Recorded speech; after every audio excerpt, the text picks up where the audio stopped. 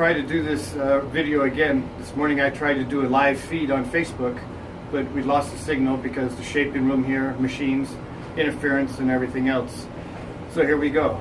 We're going to talk about actually the forefin setup on what I'm thinking when I do the layout on the Raceboard. We're going to start first up front with the ventral fin. First we have to come down and find a balance point of the board. Once the balance point is found, we're going to move forward 20 inches to the back of the 10-inch box. Once we find that 20-inch position, then that's where we're going to put it in.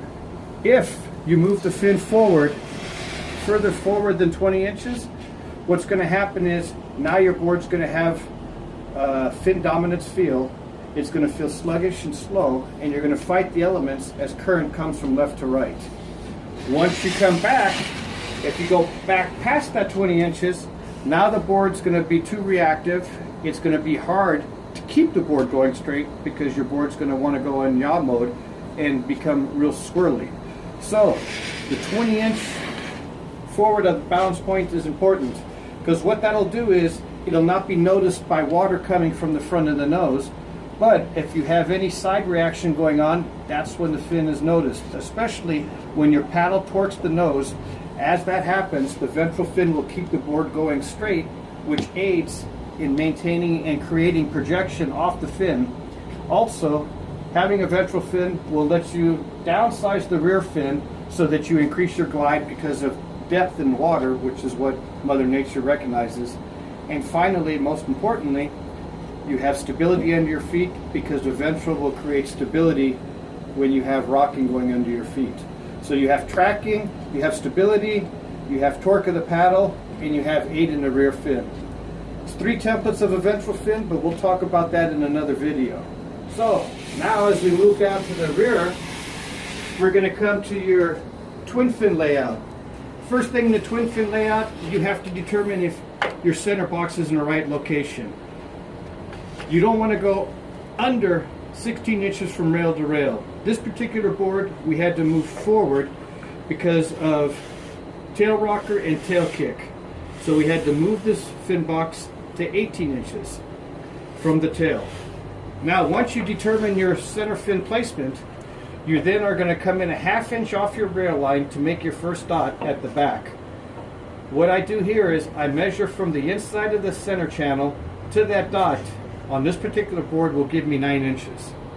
Once you create that dot, you then move all the way up to the front of the box, again from the middle to the outside line. You'll make another dot. That line will be your parallel line. That's the line you mark first. Then you'll come up to the front here.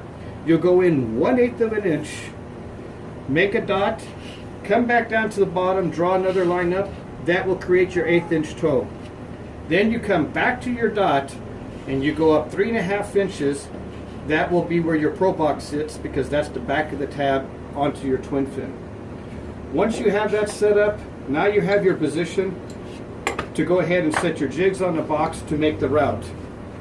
Now, when you set the boxes, it's very important that if you have V in the bottom, you're going to set it with the screws to the outside so you can invert the fin to make it vertical. If you have concave, you're going to have the screws to the pro box to the inside so you can tilt out or cant your fin.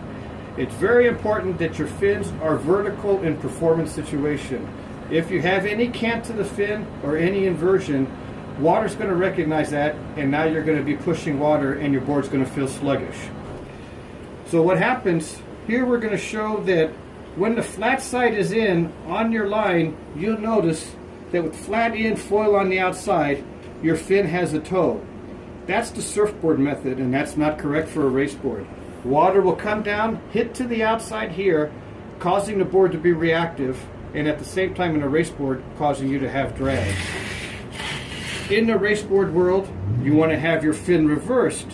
When you reverse it, notice now the flat will come parallel to the outside. Now your foil is on the inside. As water comes down, it will come down, not notice the rail, be directed to the tail. Once water is directed to the tail between the fins, what happens is water will come down from the fin, create the water snake, causing the tail to have lift to take the vacuum away, which is what happens with a single fin. In a single fin, water will crisscross on a square tail, sucking the tail down, and that's already a drag factor just off of a single fin. But in a Pro Box world, you don't have that issue. You're creating a water snake, and everything comes down the middle, creates the water snake, takes the vacuum out of the tail. Notice that if your twins are too close together, then what happens? You choke the water flow here, and it makes your board feel like you're tugging seaweed or have a big fin. That's the beauty of Pro Box fin system. Here's an example why Pro Box fin system plays an important role in this situation. Because of the cant option of the fin, it has interchangeable cant inserts. You have 0, which is vertical, straight up and down. You have 4 degree, you have 6 degree, and you have 8 degree. If your bottom has V, you're going to invert the fin. The only way you can do that is use any of these inserts. We'll use 8 so you can see it. Notice now the cant in your fin. That's not what you want to see in a race board. You always want to see when you sight your board down from the nose that your race fins are vertical with the flat side out. The flat should be parallel to the center. So I hope that helps you in understanding what happens with a 4-fin setup.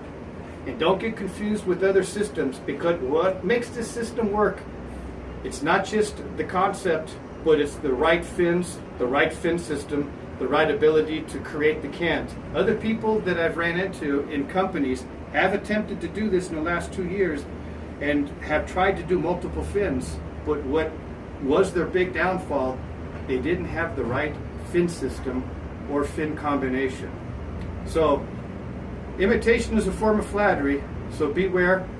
Just remember, Allison race twins, we'll go on more. There'll be more as we start describing each fins.